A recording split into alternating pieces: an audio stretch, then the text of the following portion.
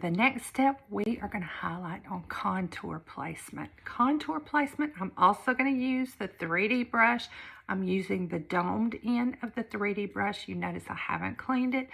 Still the same brush. It's not going to transfer because it's cream makeup.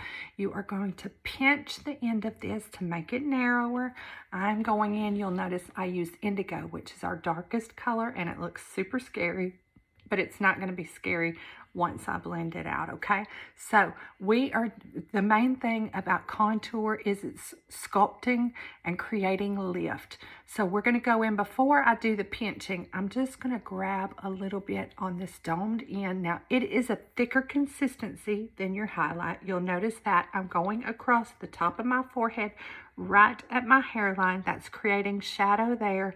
I have a really high forehead, so I'm putting shadow there, and then I'm going to go along my jawline and just create a depth there, and it's going to create a shadow that makes me look like I have a more chiseled jawline.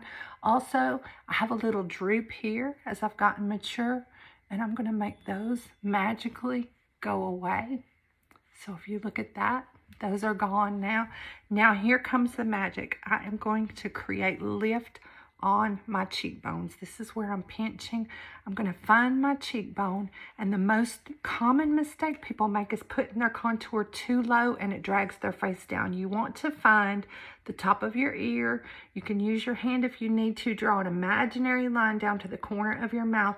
Find that high point of your cheekbone and just draw a line. That's it. Just a line. Doesn't have to be pretty.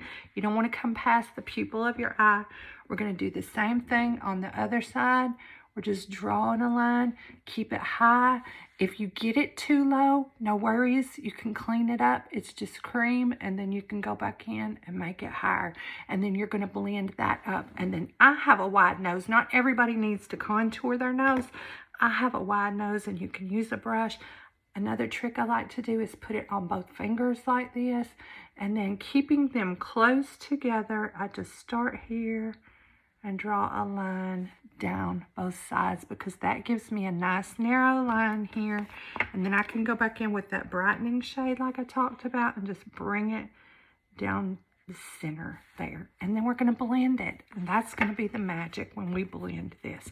So that's the next thing we're going to do, is blend before we put the lip and cheek color on. I'm going to use this very same brush, and I'm just going to start here at the hairline and blend this up into the hairline so that we don't have any white line left.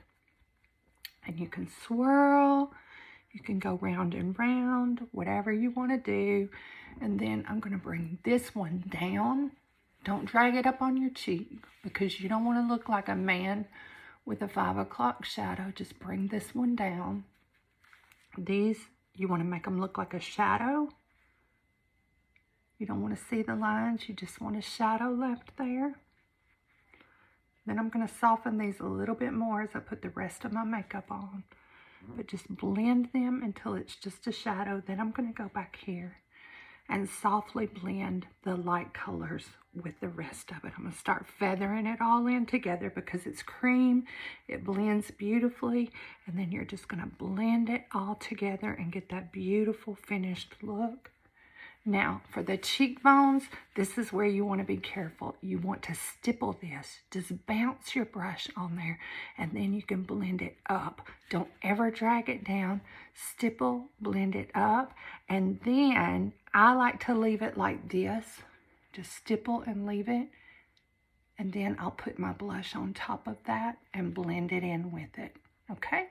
And then we're ready for the next step, the lip and cheek color.